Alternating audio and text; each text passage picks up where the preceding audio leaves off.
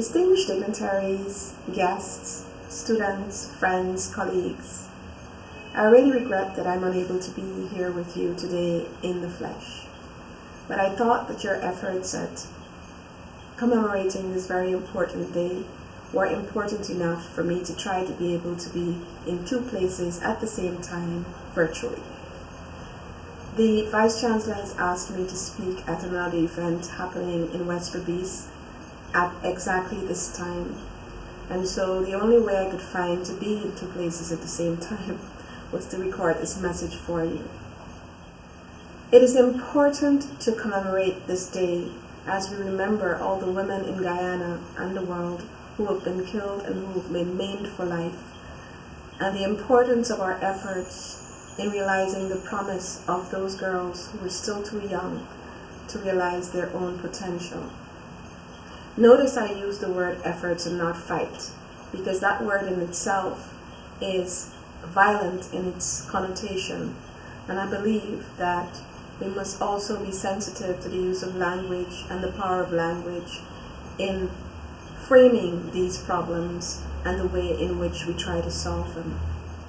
In a certain sense, this moment is poignant for me and very important, because I'm wearing my orange today to really celebrate with you my own personal triumphs over things like this, and to show that there is a possibility of rising above all kinds of violence in the world.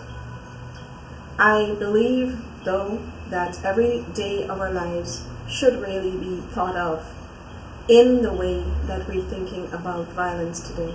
For instance, how many of us have blamed our mothers for making the choice of being single parents? How many of us have told our daughters that they will never amount to anything? How many of us have told our nieces that they have choices? How many of us have taken the time to tell young men that where true love exists, there is no need for power and no need for hurt? And how many of us believe that every single day we should live our lives as examples against violence, all kinds of violence, not only violence against women and girls? But the truth is, when a woman is hurt, when a woman is insulted, when a woman is abused, it spills over from her to her children and to the rest of the society, and it sullies us all in ways that we may not even perceive. And at times when we actually perceive these things, too many times we turn our faces away in silence.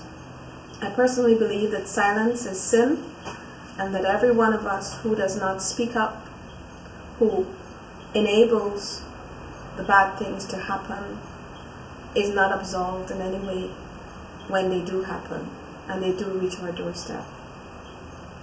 And so today I'm really happy that Paulette Henry and her students have organized this event, and that they've put their hearts, their efforts, and their resources into ensuring that the University of Guyana did something to show that we are also interested in ending violence against women and children. Again, I say ending all violence in the country. I bid you welcome on behalf of our Vice Chancellor, Professor Ivelaw Griffith, and the two DVCs who cannot be here also today, Doctors Reynolds and Scott. I believe that the University of Guyana is well poised through educating girls, boys, men, women, through educating the country, to ensure that we will put an end to violence against women and children. In fact, we will put an end to violence against all people in our country. But it is not for the university alone. And this is why I thank all the sponsors. I thank the director of the Berbice campus. I thank everyone, the staff, friends who have attended and who have done anything to help this event to be successful. I thank the panelists for giving their time, and all of you for being present today.